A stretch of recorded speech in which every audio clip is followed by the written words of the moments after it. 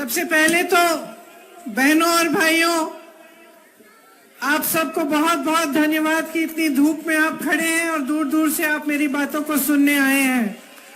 आपका इस सभा में बहुत बहुत स्वागत।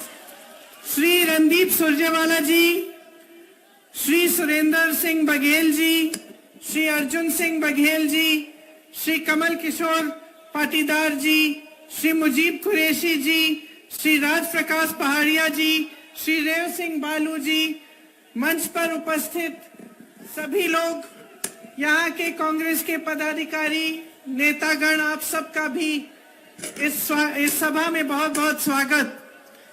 जय जोहार, जय तांत्या मामा, जय बिरसा मुंडा जी, और हर हर नर्मदे कहिए मेरे साथ एक बार, हर हर नर्मदे, हर हर नर्मदे, हर हर नर्मदे। ये पूज्य संत कमलदास जी की धरती है, राजा श्री देवी सिंह जी की धरती है, बाबा साहेब अंबेडकर जी जैसे महापुरुषों की धरती है। यहाँ आकर मुझे बहुत गर्व हो रहा है, और सबसे ज्यादा गर्व इस बात का है कि ये आपकी धरती है। आप सब यहाँ मेरी बातों को सुनने आए हैं। आपके पूर्वजों ने इन महापुरुषों के साथ हमारी आजादी की लड़ाई लड़ी, और इसलिए एक तरह से ये पावन धरती भी है। आपने मुझसे पहले जो चर्चा की इंदिरा जी की, आप सब जानते हैं कि मैं इंदिरा जी की पोती हूं। इसमें ताली बजाने का, आप उनको बहुत मानते थे, और जितना आप उनको मानते थे, जितनी श्रद्धा आपके दिल में उनके लिए थी, उतनी ही श्रद्धा इस देश की जनता के लिए, खास तौर से मेरे आदिवासी भाई बहनों के लिए इंदिरा जी के दिल में थी। तो आज उनके गुजर जाने के 30 साल से ज्यादा गुजर गए हैं, लेकिन आप फिर भी उन्हें याद इसलिए करते हैं क्योंकि आप जानते हैं कि उनके दिल में आपके प्रति जो श्रद्धा थी, वो एक गहरी और असली श्रद्धा थी। वो एक राजनीतिक रिश्ता नहीं था, एक भावनाओं का रिश्ता था, एक समझ और श्रद्धा का रिश्ता था। वो समझती थी कि आपकी संस्कृति क्या है, वो समझती थी कि आपकी संस्कृति पूरी दुनिया और मानवता की एक मूल संस्कृति है। प्रकृति की रक्षा, प्रकृति का आदर, चाहे जंगल हो, चाहे जल हो, चाहे जमीन हो, चाहे जानवर हो, सबका आदर करते हुए आपने अपने जीवन जिए, और हमेशा कहती थी कि यही संस्कृति इस दुनिया की सबसे अच्छी संस्कृति है। तो उन्होंने कभी आपकी संस्कृति को बदलने की कोशिश नहीं की, उस पे कुछ थोपने की कोशिश नहीं की, हमेशा उसका आदर किया, और उसी की तहत आपके लिए उन्होंने नीतियां बनाई। इसी तरह से चाहे पंडित जवाहरलाल नेहरू थे, चाहे उसके बाद राजीव गांधी जी थे, उन्होंने भी इसी तरह से आपकी संस्कृति का आदर किया। आपके लिए जो नीतियां लाए, उनसे आपकी भलाई हुई, आप आगे भी बढ़ पाए, और साथ साथ जो आपकी परंपराएं थी, जो आपकी संस्कृति थी, उसको आप बचा भी पाए। आज जब मैं यहाँ आ रही थी तो मैंने देखा कि बहुत सारे नौजवान खड़े हैं रास्ते में, सड़कों पे, और यहाँ भी मैं बहुत नौजवानों को देख रही हूँ। मैं आपसे पूछना चाहती हूँ कि आप में से कितने ऐसे लोग हैं जिन्हें मध्य प्रदेश की सरकार ने रोजगार दिया है? जरा हाथ उठा के बताइए। रोजगार मिला? नहीं मिला है। और कितने ऐसे नौजवान हैं जिन्होंने भर्ती की जो वो प्रतियोगिताएं हैं वो की हैं, और पढ़ाई बीए, एमए, बीएससी, एमएससी तक की है? जरा हाथ उठाओ। तो तकरीबन सारे पढ़े लिखे हैं।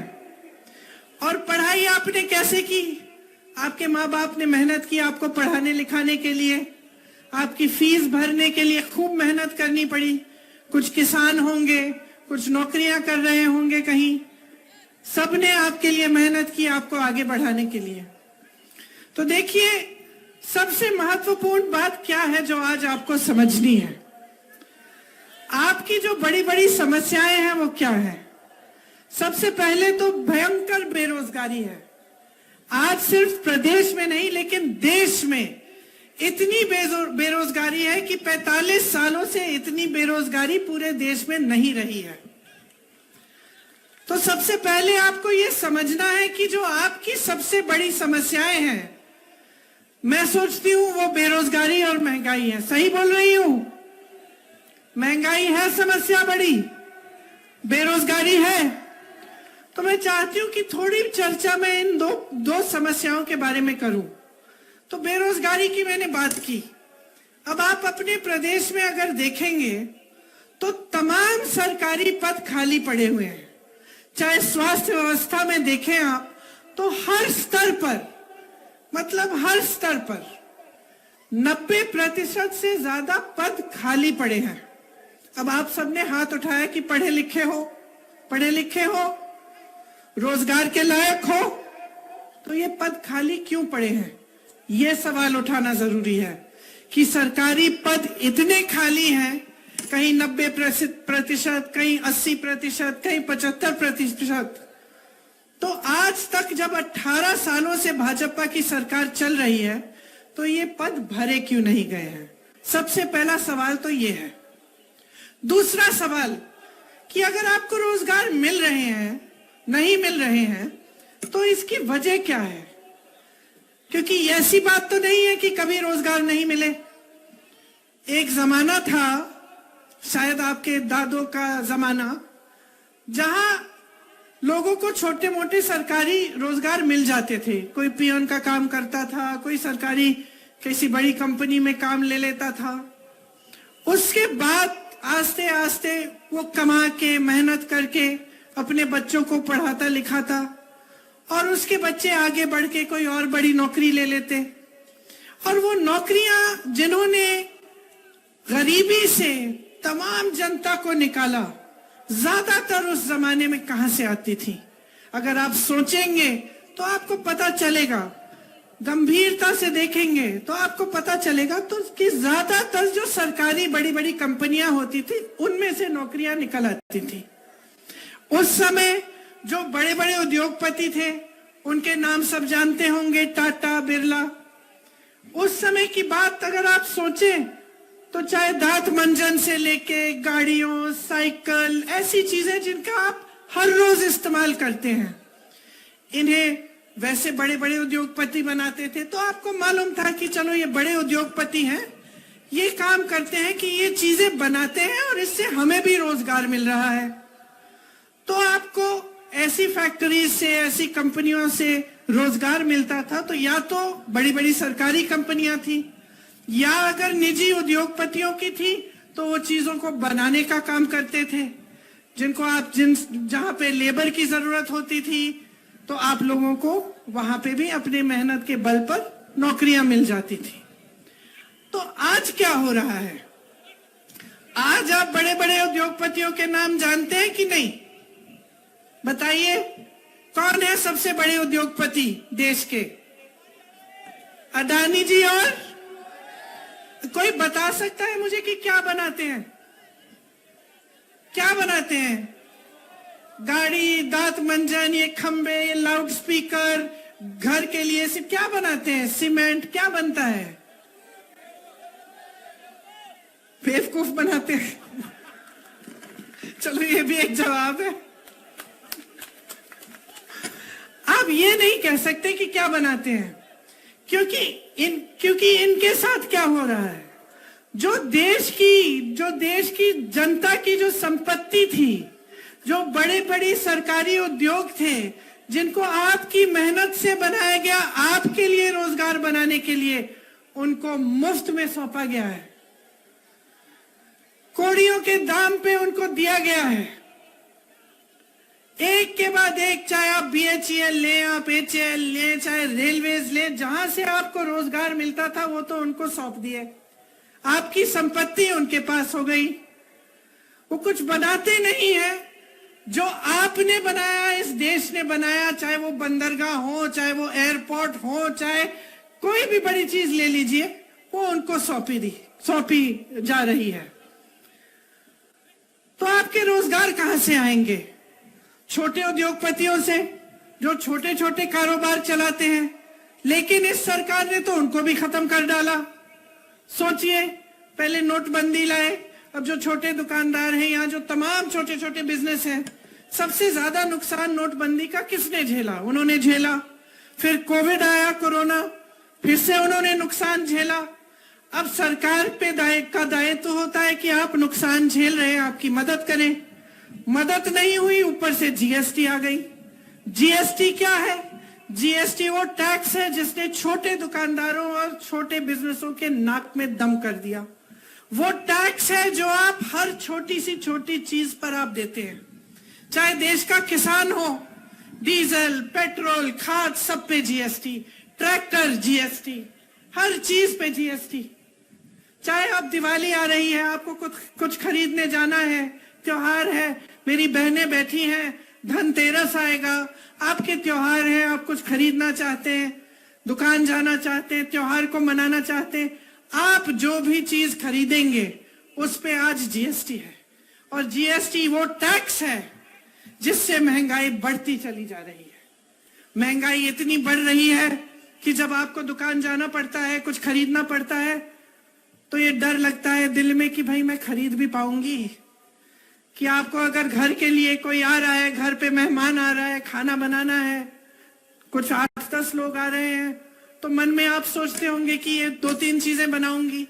दुकान जाती हैं तो आधी चीजें आप खरीद नहीं पाती। आप आज देख रहे हैं, पहले टमाटर का कितना दाम बढ़ गया था, अब प्याज का कितना बढ़ गया है। एक जमाने में मोदी जी खुद कहते थे, जब कांग्रेस की सरकार थी, कि देखेंगे सचिन सेंचुरी पहले मारेगा वर्ल्ड कप में या प्याज सेंचुरी मारेगी, कहते थे ना। अब मैं उनसे पूछना चाहती हूं कि विराट ने तो सेंचुरी मार ली, प्याज की भी सेंचुरी हो गई, सरकार आपकी है, अब क्या बोलते हो? अब तो मुंह बंद हो गया। अब कोई सड़क पे उतर नहीं रहा है गैस के सिलेंडर को लेकर, क्योंकि जो सिलेंडर 400 में मिल रहा था उसे आप 12 से 1400 में दे रहे हैं। और चुनाव आने लगा, चुनाव के 2 महीने पहले चलो उसका दाम घटा दिया, 400 कर दिया। तो अगर 2 महीने पहले कर सकते थे तो इतने सालों से क्यों नहीं किया? तो अगर महंगाई कम करना आपके हाथों में है, तो ये जो 18 सालों से आप सरकार चला रहे हैं, जिसमें महंगाई बढ़ती चली जा रही है, देश का किसान परेशान है, देश का मजदूर परेशान है, देश का दुकानदार परेशान है, आपने कुछ नहीं किया। अब चुनाव आ रहा है तो घोषणाओं पे घोषणा। और मैं देख रही थी कि इस सरकार ने 22,000 घोषणाएं की हैं। जरा बताइए मुझे, 22 इन्होंने पूरी की हैं? 22 भी नहीं की।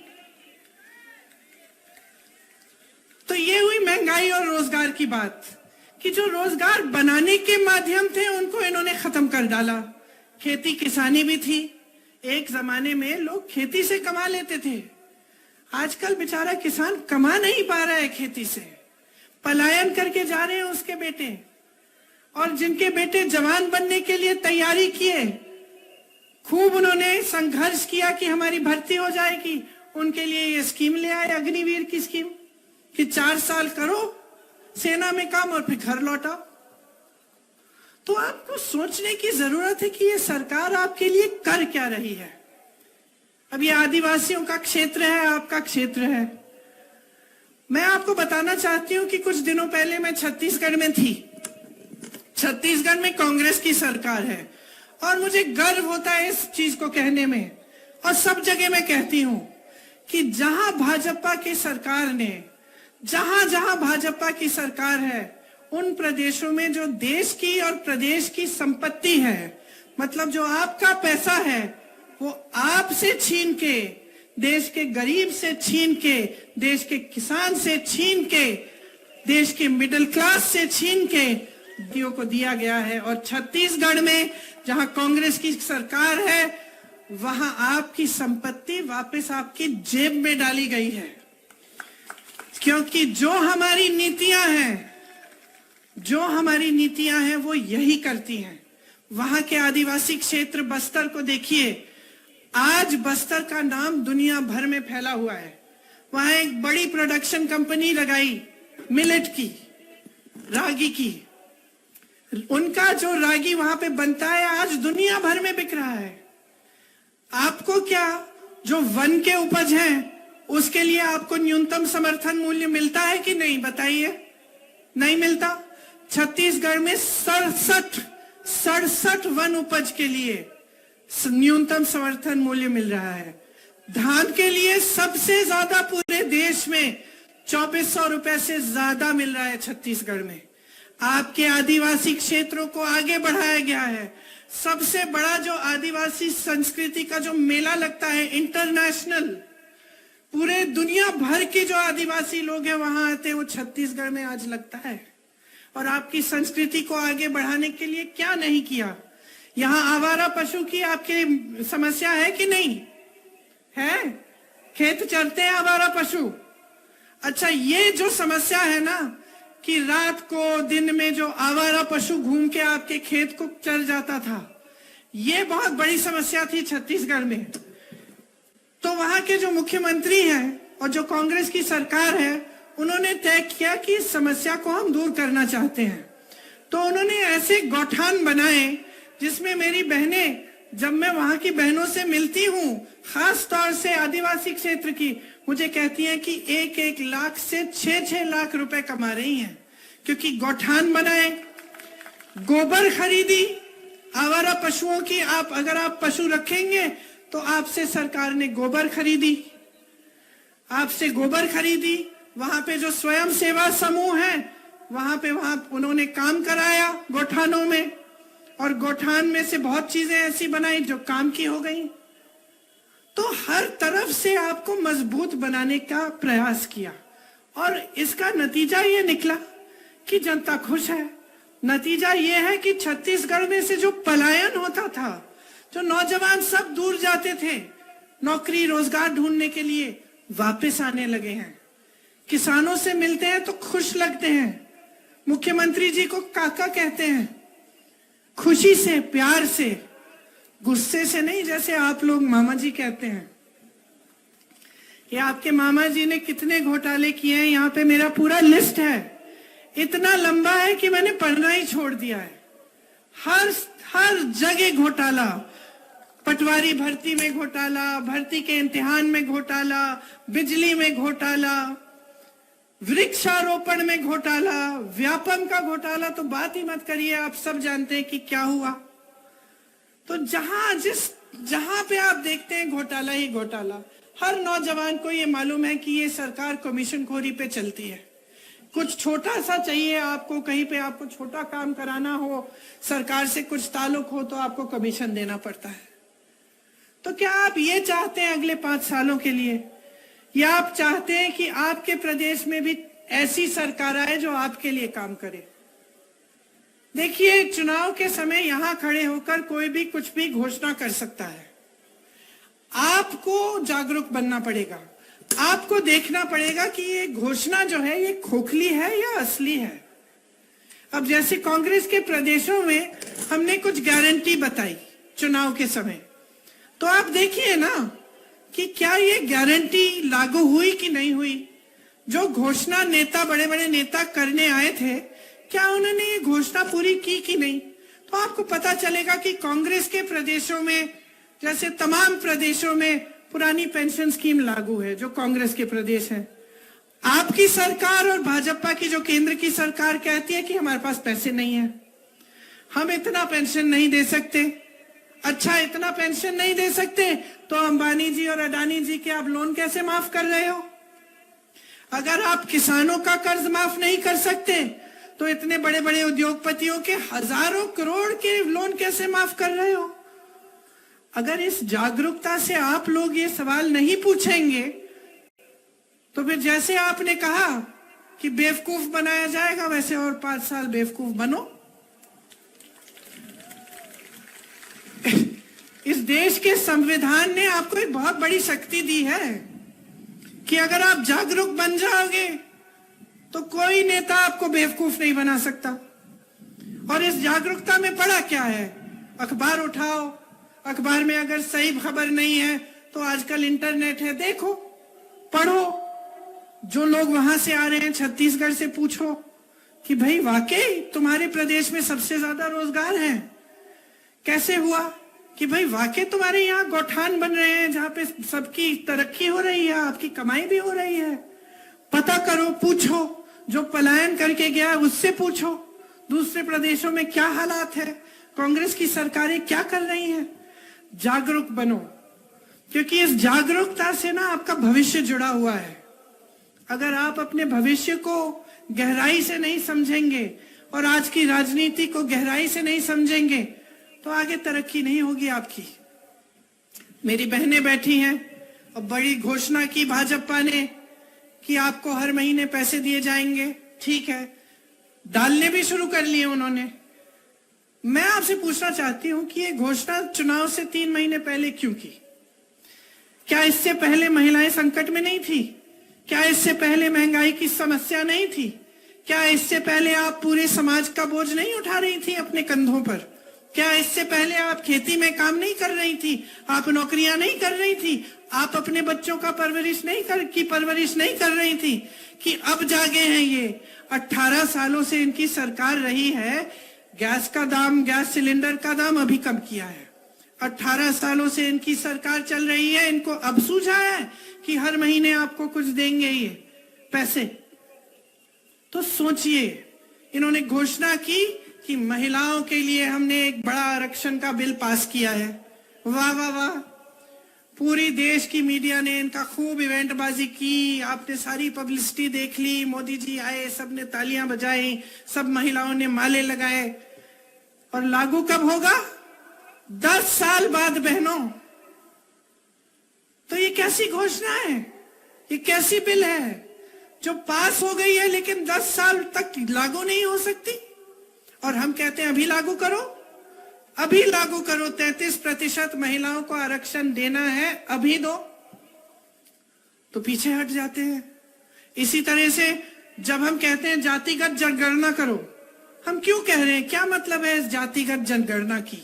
एक गिनती है कि देश में, प्रदेश में कौन सी जाति के कितने लोग हैं। इससे क्या होगा? हमें पता चलेगा कि आदिवासी इतने हैं, कि एससी इतने हैं, दलित इतने हैं, कि ओबीसी के इतने लोग हैं, कि गरीब लोग इतने हैं। तब हमें पता चलेगा कि हम किस तरह से इन लोगों की मदद कर पाए। अगर सरकार को पता ही नहीं होगा, अगर ये जनगणना होगी ही नहीं, तो सरकार मदद कैसे करेगी? सही नीतियां बनेंगी कैसे? तो बिहार में गिनती हो गई, बिहार की प्रदेश की सरकार ने गिनती की, पता चला कि 84% ओबीसी, आदिवासी और दलित है। अब आप सोचो, अगर बिहार में 84% ओबीसी, आदिवासी और दलित हैं, तो लगभग पूरे देश में ही इतना होगा, थोड़ा सा ऊपर नीचे होगा। लेकिन अगर आप पूरे देश में देखें कि बड़े बड़े पदों पे कौन है, बड़े बड़े उद्योगपति कौन है, जो यूनिवर्सिटीज हैं इनके वाइस चांसलर कौन है, जो बड़ी बड़ी मीडिया की कंपनियां हैं इनको कौन चलाता है, तो आपको पता चलेगा कि आपका प्रतिनिधित्व इसमें नहीं है। हम कहते हैं जातिगत जनगणना करो, गिनती करो भाई, प्रतिनिधित्व हो सबका, सही तरह से सबका विकास हो। चुप हो जाते हैं, पीछे हट जाते हैं, तरह तरह की बातें करने लगते हैं। तो आपको समझना है कि ये लोग सचमुच आपकी भलाई चाहते हैं कि नहीं, आपका विकास चाहते हैं कि नहीं, या फिर सिर्फ अपनी सत्ता में मग्न है और भ्रष्टाचार और सत्ता को रखने के लिए, भ्रष्टाचार करने के लिए, अपने बड़े बड़े महलों को बनाने के लिए ही ये सत्ता में रहना चाहते हैं और ये सरकार चलाते हैं। तो देखिए, मेरी समझ में तो इनकी जो सरकारें हैं वो बड़ी बड़ी उद्योगपतियों के लिए चल रही हैं आज, मिडिल क्लास के लिए कोई सोच नहीं है, नौजवानों के लिए कोई सोच नहीं है, गरीबों और किसानों के लिए तो छोड़ ही दीजिए, आदिवासियों के लिए, दलितों के लिए छोड़ ही दीजिए। आपने खुद देखा है कि आपका कितना अपमान होता है। वीडियो निकला था, एक शर्मनाक वीडियो, आप सबने देखा होगा। फिर क्या हुआ? चुनाव का समय है तो मुख्यमंत्री जी ने उस लड़के के पैर धोए जिसके साथ इतनी खराब हरकत, गंदी हरकत की गई थी। लेकिन इससे पहले क्या, चुनाव से पहले क्या और चुनाव के बाद क्या? क्या हम सोचेंगे नहीं? क्या हम पूछेंगे नहीं कि ये सरकार की नीयत क्या है? एक छोटी सी बच्ची का बलात्कार होता है उज्जैन में, हर दरवाजे को खटखटाती है, मदद मांगती है, कोई उसकी चीख नहीं सुनता, कोई उसकी मदद नहीं करता। महिलाओं पे, मेरी बहनें, इतना अत्याचार है मध्य प्रदेश में। आज हर रोज 17 महिलाओं का बलात्कार होता है आपके प्रदेश में, हर रोज। सुरक्षा ही नहीं है। बड़ी बड़ी बातें हो रही हैं आरक्षण की, लेकिन सुरक्षा नहीं दे पा रहे हैं। तो अब आप समझिए कि आपका प्रदेश कहां पे है। 18 सालों से आपने देख लिया है, भ्रष्टाचार भुगत लिया है, महंगाई भुगत ली है, बेरोजगारी भुगत ली है। अब आपके सामने एक चुनाव है, आप चुनिए। आपको 5 साल और इन्हें मौका देना है कि आपका अत्याचार बढ़े, आप पे अत्याचार बढ़े, बेरोजगारी बढ़े, महंगाई बढ़े और आप आगे न बढ़ पाए। इनके महल बनते जाएं बड़े बड़े, ये भ्रष्टाचार करते रहें, कहीं 200 करोड़, कहीं 500 करोड़, कहीं आपने अब कल वीडियो एक जारी हुआ है एक केंद्र के कृषि मंत्री के बेटे का, आपने देखा होगा, हजारों करोड़, 100 करोड़ की बातें हो रही हैं। वहां अडानी जी 1600 करोड़ रुपए कमा रहे हैं एक दिन में, सुनिए, एक दिन में। और देश का किसान 27 रुपए कमा रहा है। देश का किसान 27 रुपए एक दिन कमाता है और अडानी जी सरकार की मदद से 1600 करोड़ रुपए कमा रहे हैं। मोदी जी लाखों के सूट पहनते हैं, 8000 करोड़ रुपए के हवाई जहाज में घूमते हैं। उनको घूमने के लिए 2 हवाई जहाज उन्होंने खरीदे हैं, 8000 करोड़ रुपए का एक। 16,000 करोड़ रुपए के 2 हवाई जहाजों में एक इंसान हमारे प्रधानमंत्री मोदी जी घूमते हैं। 20,000 करोड़ का इन्होंने खर्चा किया किस में? संसद को नया बनाने में, उसके सुंदरीकरण में। जो संसद पहले था वो 70 सालों से अच्छा खासा चल रहा था, ठीक है, उसकी कुछ मरम्मत करानी थी, करा देते। 20,000 करोड़ रुपए आप खर्च रहे हैं सुंदरीकरण करने में, बड़ी बड़ी इमारतें बना रहे हैं, और आप कहते हैं कि किसानों का बकाया नहीं दे सकते, किसानों का कर्ज माफ नहीं कर सकते। तो ये परिस्थितियां हैं। अब अगर आप सोचते हैं कि हम कांग्रेस पार्टी हैं, हम तो भाजपा की आलोचना करेंगे ही, चुनाव है, हमें तो कहना है, तो ठीक है, हमारी बातों पे मत जाइए, लेकिन अपनी जागरूकता तो बढ़ाइए। आप खुद देखिए कि आपके साथ क्या हो रहा है। क्या आपके जीवन में इन पिछले 5-6 सालों में तरक्की आई है कि नहीं? इस सवाल का जवाब दे दो मुझे, आई है कि नहीं? सुनाई नहीं दे रहा मुझे, और जोर से बोलो। नहीं आई है, पिछले 5 सालों में नहीं आई है। क्या इससे पहले जो 5 सालों से इनकी सरकार थी उसमें आई थी? नहीं आई। और उससे पहले नहीं आई। 18 सालों से इनकी सरकार है, बीच में 15 महीनों के लिए आपने कांग्रेस की सरकार जो चुनी थी उसे भी रिश्वत दे देकर उसे भी गिरा दी इन्होंने। तो 18 सालों की जो इनकी सरकार है, इसमें आपकी तरक्की नहीं हुई ना, तो क्या उम्मीद रख रहे हैं कि आप अगले 5 सालों में होगी? तो आपको दिख नहीं रहा है कि जितनी भी घोषणाएं आपके सामने की जा रही हैं सब खोखली हैं, सब खोखली हैं बहनों और भाइयों। सब अपने में ही खुश हैं, अपनी सत्ता बढ़ाना चाहते हैं, अपने बड़े बड़े महल बनाना चाहते हैं, अपने बच्चों को विदेश में पढ़ाएंगे, वहां रोजगार दिलवा देंगे, हजारों करोड़ के अपने लोन माफ करवा लेंगे। लेकिन आपकी तरक्की नहीं हो रही है। तो मैं सिर्फ एक चीज कहती हूं आपको, वोट नहीं मांगूंगी, जागरूकता मांगूंगी आपसे, और एक ही चीज कह के जाऊंगी,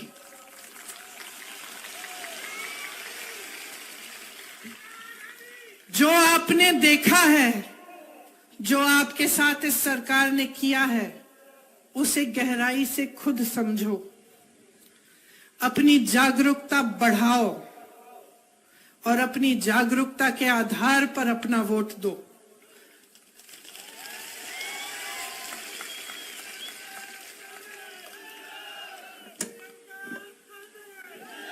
अगर आज आप इंदिरा जी को याद करते हैं तो शुरू में मैंने कहा, इसलिए नहीं याद करते कि वो आपके सामने खोखली घोषणाएं करती थी, इसलिए याद करती हैं क्योंकि उन्होंने आपको आपके जल, आपके जंगल, आपके जमीन पर आपका जो अधिकार था वो वापस दिया, आपको जमीन के पट्टे दिए और कोई एहसान नहीं किया आप पे। उनकी समझ थी, उनकी श्रद्धा थी आपके प्रति। उन्होंने कहा आपका अधिकार है, आपको मिलना चाहिए। उन्होंने ये नहीं कहा कि मैं दे रही हूं, उन्होंने कहा ये आपका अधिकार है, अपने हाथों में लो। कांग्रेस की सरकारों ने हमेशा आपके अधिकारों को आपके हाथों में दिया है। भोजन का अधिकार, नौकरी जब आपको नहीं मिल रही थी, बाहर पलायन जब करना पड़ता था, तो आपको मनरेगा बना के की नीति दी। क्या थी वो? कि आपको गांव में रोजगार मिले, ये आपका अधिकार था। कांग्रेस की सरकार ने कहा कि सबका अधिकार है कि रोजगार कम से कम 100 दिन का मिलना चाहिए, इसीलिए आपको मनरेगा की नीति बना के दी। इन्होंने कमजोर की। तो जो आपका अधिकार है वो आप समझिए, कौन सी सरकार आपका अधिकार आपके हाथों में देना चाहती है और कौन सी सरकार पुराने जमाने के राजाओं की तरह आपके सारे अधिकार लेकर अपने हाथों में सिर्फ सत्ता के लिए चाहती है। आप समझिए, जब आप गहराई से सोचेंगे और समझेंगे तो मैं जानती हूं कि आपका वोट सिर्फ और सिर्फ कांग्रेस पार्टी को जाएगा, क्योंकि हमारे दिलों में आपके लिए श्रद्धा है। हम जानते हैं कि आपने हमें बनाया है। हम जानते हैं कि इस मंच पे बैठा हर एक नेता यहां नहीं खड़ा होता अगर आपने नहीं खड़ा किया होता। लेकिन अफसोस की बात यह है कि चुनाव के समय आज की जो राजनीति है वो आपका ध्यान भटका रही है। चुनाव आता है, अचानक धर्म की बातें शुरू, जाति की बातें शुरू, अजीब अजीब सी फिजूल की बातें शुरू, खोखली घोषणाएं शुरू, काम की बातें नहीं हो रही हैं। तो आपको जवाबदेह बनाना पड़ेगा नेताओं को। समझ रहे हैं मेरी बात? अगर हमें एहसास हो सकता है कि आपने हमें यहां खड़ा किया है, तो भाजपा के एक एक नेता को एहसास दिलाओ कि जब तक आपके लिए दिन रात एक करके काम नहीं करेंगे, जब तक आपके लिए सही नीतियां नहीं बनाएंगे, जब तक आपका पैसा वापस आपकी जेब में नहीं डालेंगे, जब तक इन बड़े बड़े उद्योगपतियों से आपकी संपत्ति लेकर वापस आपको नहीं देंगे, तब तक आप फिर से इनको इस मंच पे खड़ा नहीं होने देंगे। आपका वोट आपका है, कीमती वोट है, आपकी जिम्मेदारी है और आपके देश के प्रति आपका कर्तव्य है। इस वोट को आप ऐसे इस्तेमाल करिए जैसे एक अर्जुन अपनी नजर को, अपने ध्यान को केंद्रित करके तीर चलाता था, उस तरह से अपने वोट को चलाओ। ये वो तीर है जिसके सही लगने से आपका भविष्य मजबूत बन सकता है। आप मेरी बातों को बहुत ध्यान से सुन रहे हैं, इसलिए मेरे यहाँ के जो मध्य प्रदेश के नेता हैं, बाद में मुझे डांटे ना कि मैंने गारंटी की बात नहीं की। तो मैं आपको, जो यहाँ पे हम कांग्रेस आपको गारंटी देना चाहती है, उसकी भी थोड़ी सी बात करके सुनाऊंगी। जैसे बहनें अभी 2 महीनों पहले सरकार ने घोषणा की है कि आपके खातों में कुछ पैसे डाले जाएंगे हर महीने, और इस हड़बड़ी में कि चुनाव हार रहे हैं उन्होंने डालना भी शुरू किया है। अच्छी बात है, कोई बात नहीं, लेकिन उन्हीं की तरह हमारी एक घोषणा है कि प्रति माह आपको 1500 रुपए मिलेंगे। हमारी घोषणा का आधार चुनाव नहीं है, हमारी घोषणा का आधार यह है कि जिन जिन प्रदेशों में आज कांग्रेस ने ये गारंटी दी है वो गारंटी पूरी हो रही है। हमारी घोषणा का आधार यह है कि हम समझते हैं कि आपका जीवन कितना मुश्किल है। बहनों, मैं समझती हूं, क्योंकि मैं भी महिलाओं हूं, और चाहे बड़ी घर की महिला हो, चाहे छोटे गांव की हो, चाहे कहीं की भी हो, उसको ये समझ होती है कि पूरी परिवार का, समाज का बोझ वो उठाती है। दिन रात काम करने वाली महिला होती है, आखिर में जो सोने वाला होता है घर में महिला ही होती है। सबको देख के, सबको खिला के, सब काम करके ही सोती हो ना, है ना? तो हमने सोचा कि इससे थोड़ी आपकी मदद हो जाएगी। 500 रुपए में गैस सिलेंडर आपके लिए आपको मिलेगा, 100 यूनिट बिजली आपको माफ होगी, और 200 यूनिट बिजली का बिल आपका हाफ होगा। पुराना पेंशन लागू होगा, जैसे पहले आपको मिलता था और जैसे कांग्रेस के बाकी प्रदेशों में मिल रहा है, आपको मध्य प्रदेश में भी मिलेगा। 2 लाख सरकारी पद जल्दी से जल्दी भरे जाएंगे। जो नौजवान यहाँ खड़े हैं, ये आपके लिए गारंटी है। और जो बेरोजगार नौजवान हैं, उनको 3000 रुपए प्रति माह बेरोजगारी भत्ता मिलेगा। पढ़ो और पढ़ाओ योजना के तहत कक्षा 1 से 12वीं तक निःशुल्क शिक्षा मिलेगी। कक्षा 1 से 8 तक हर बच्चे को 500 रुपए मिलेंगे। जो बच्चा स्कूल में भर्ती है शायद, उसको 500 रुपए मिलेंगे। कक्षा 9 से 10 तक हर बच्चे को 1000 रुपए दिए जाएंगे। कक्षा 11 से 12 तक 1500 रुपए दिए जाएंगे। जैसे जब कांग्रेस की 15 महीनों के लिए सरकार बनी थी, जिनको इन्होंने बिगाड़ा और गिराया, उन 15 महीनों में किसानों का कर्ज माफ शुरू करना उन्होंने शुरू किया था। उसी तरह से वो काम फिर से शुरू किया जाएगा, और मेरे किसान भाई और बहनों, आपके कर्ज माफ किए जाएंगे। न्यूनतम समर्थन मूल्य की गारंटी आपको दे रहे हैं। गेहूं का न्यूनतम समर्थन मूल्य 2600 रुपए मिलेगा आपको। धान का आज भी छत्तीसगढ़ में 2400 से ज्यादा मिल रहा है, आपको 2500 मिलेगा। ओबीसी वर्ग के नौजवानों 27% तक आरक्षण आपको मिलेगा। और हम जाति जनगणना प्रदेश में हम गिनती कराएंगे। प्रतियोगी परीक्षा शुल्क में 100% छूट होगी। तो जब आप आजकल पढ़ाई करते हैं, फिर आप परीक्षा देने जाते हैं, परीक्षा में अक्सर क्या होता है कि घोटाला हो जाता है, और परीक्षा को देने के लिए एक फीस होती है, वो फीस माफ हो जाएगी, ताकि कम से कम आपको थोड़ी राहत मिले। आजकल स्थिति क्या है कि आप पढ़ाई करते हो, आपके माँ बाप मेहनत करते हैं, ट्यूशन के फीस भी भरते हैं, फिर आपको परीक्षा के लिए भी फीस भरनी पड़ती है। और जैसे मैंने कहा, अक्सर होता है कि कोई घोटाला हो गया या भर्ती नहीं निकली तो और भी मुसीबत बढ़ जाती है। तो इसलिए हमने सोचा कि 100% आपको परीक्षा के शुल्क में आपको छूट मिलेगी। परिवार सहित 25 लाख रुपए तक का बीमा मिलेगा और 10 लाख तक दुर्घटना बीमा। ये आज राजस्थान में हो रहा है। कांग्रेस की सरकार है, 25 लाख रुपए तक मुफ्त इलाज हो रहा है राजस्थान में। लोग बहुत खुश हैं कि कोई बीमारी होती है, हार्ट का ऑपरेशन, मैं तो लोगों से मिली हूँ, हार्ट का ऑपरेशन बच्चों के लिए कराया है एकदम निःशुल्क। तो ये हम मध्य प्रदेश में भी करना चाहते हैं।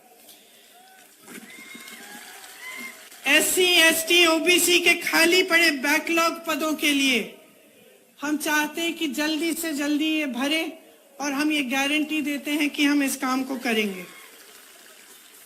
तो हमने, जैसे मैंने कहा, आप जागरूक बनिए, मेरी बातों पे मत चलिए, पता करिए क्या कांग्रेस के प्रदेशों में ये गारंटी लागू हो रहे हैं, और आपको पता चलेगा कि आज ये सब काम हो रहा है। तो जिस दिन आप वोट डालने जाएंगे, मेरी बातों को याद रखना, जागरूकता से, ठीक ढंग से सोच समझ के एक ऐसी सरकार को लाइए जो आपके लिए काम करके दिखाए।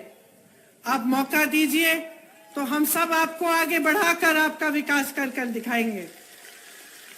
आप सबको बहुत बहुत धन्यवाद। बहुत ध्यान से मेरी बातें सुनी है, आशा है याद भी रखोगे, याद रखोगे।